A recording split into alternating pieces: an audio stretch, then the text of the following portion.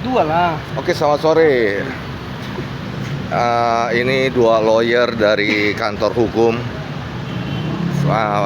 Kantor hukum Victoria. Dengan berada siapa? Hot keamanan. Ini. Coach Yombi. Tadi saya mengikuti sidang. Saya tertarik adanya dugaan ya intervensi atau tangan-tangan tertentu yang mempengaruhi sidang dari Prapit yang pertama. Ya. Boleh diterangkan maksudnya apa itu? Sebenarnya ini udah pernah saya jelaskan di statement sebelumnya. Kenapa intervensi?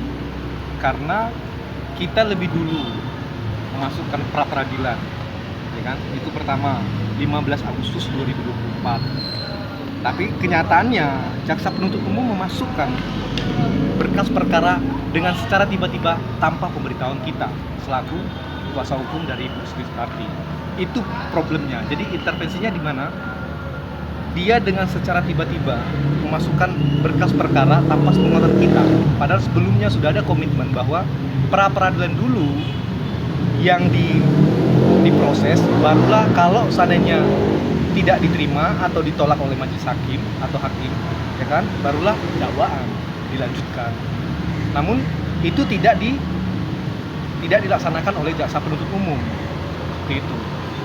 Jadi di mana letak komitmennya? Sementara kita sudah berkomitmen pada saat di kejaksaan untuk pra peradilan dulu diproses, baru dakwaan. Terbukti surat dakwaan kita tidak dikasih, BAP juga kita tidak dikasih. Dua-duanya itu tidak dikasih karena dengan alasan adanya pra peradilan. Harusnya di tahap kedua, seketika terdakwa sudah dialihkan di penuntut umum atau tahap 2, itu BAP sama surat dakwaan sudah bisa kita terima. Tapi dengan alasan pra peradilan yang menurut kami logis juga, tapi ternyata dihianati. Ternyata dihianati oleh Kejaksaan Negeri Jakarta Selatan. Oleh Kejaksaan Negeri Jakarta Selatan. Kejaksaan Negeri Jakarta Selatan. Nah, itu bentuk-bentuk intervensi melakukan kekuasaan tanpa batas gitu. Harusnya kan harus komitmen. Sama-sama mitra kerja sebenarnya antara jaksa penuntut umum dengan penasihat hukum, advokat. Dengan advokat. Iya. Tetapi menyalahgunakan yang tadi lawyer bilang menyalahgunakan kewenangan kekuasaannya. Iya.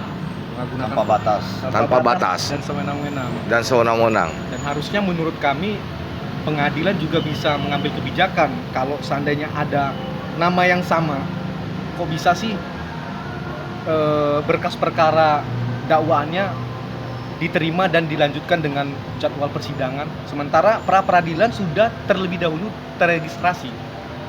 Harusnya kan pengadilan melalui ketua pengadilan Jakarta Selatan bisa mengambil kebijakan yang sifatnya diskresi, walaupun itu tidak tertulis di Kitab Undang-Undang Hukum Acara Pidana.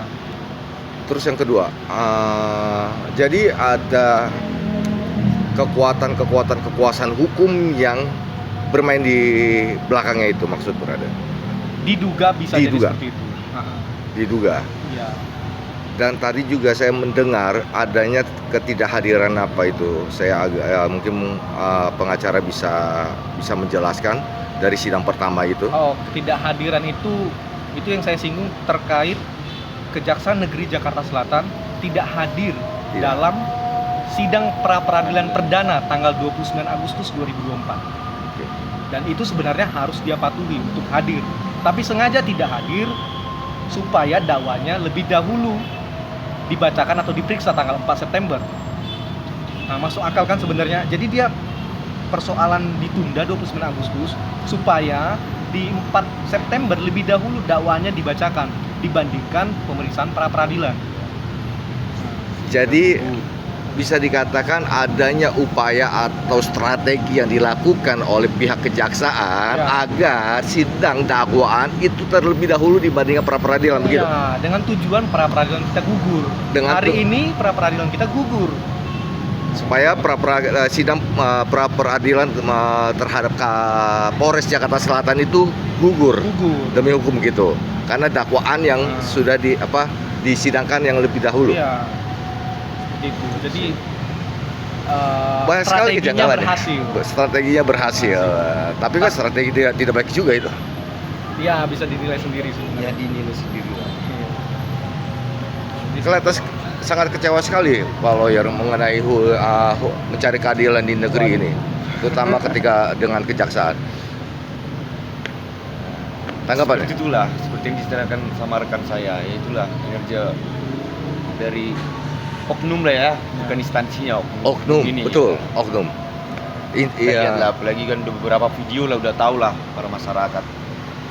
karena kan kita menginginkan konstitusi baik kejaksaan maupun kepolisian Republik Indonesia menjadi Semua, konstitusi yang dapat dipercaya oleh Instansi. masyarakat, ya kan?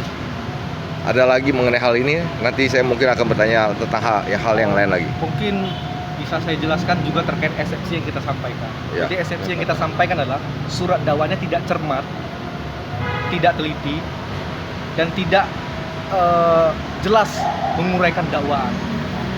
Itu ya eksepsi kita. Ketika eksepsi itu sepakat oleh majelis hakim, maka eksepsi atau dakwaan harus batal demi hukum. Nah, apa eksepsi poinnya adalah bagaimana caranya si Sri Sutarti meyakinkan korban, dalam hal ini Nur Cahyoyekti, secara pribadi menawarkan bisnis lampu, sementara si Sri Sutarti sendiri adalah latar belakangnya kesehatan, Latar belakang di kesehatan. bidang profesi kesehatan. Makanya kita menganggap bahwa surat dakwaannya dikonsumsikan dengan secara tidak jelas, bahkan seolah-olah berusaha agar pelakunya adalah tunggal, pelaku atau terdakwa dalam perkara ini adalah tunggal, padahal ada intervensi atau keterlibatan orang-orang penting, organisasi, ketua organisasi yang harusnya diuraikan dalam surat dakwaan. Diuraikan tapi tidak diuraikan. Tidak disebutkan nama-nama penting itu. Setahu saya beliau adalah PNS ya di kesehatan ya. Awalnya PNS ya. Awalnya PNS Ya, di PNS, kesehatan. Di kesehatan. Dan ya itu jadi menurut lawyer ada suatu kejanggalan Dalam surat dakwaan yang Dalam surat. diuraikan gitu, oleh jaksa penuntut umum. jaksa penuntut umum. Ya. Jadi menurut Bro ini keteledoran atau memang ada Diduga sesuatu? kesengajaan. Diduga kesengajaan. Ya. Diduga kesengajaan. Karena di BAP itu sudah kita terangkan bahwa Sri Sutarti bertindak untuk atas nama seseorang yang sudah disebut oleh di dalam BAP.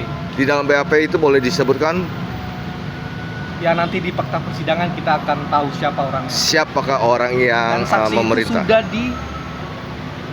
di BAP di tahap kepolisian. Harusnya dalam tahap persidangan orang-orang tersebut wajib hadir di Wajib. persidangan untuk membuktikan dakwaan dari jaksa penuntut umum.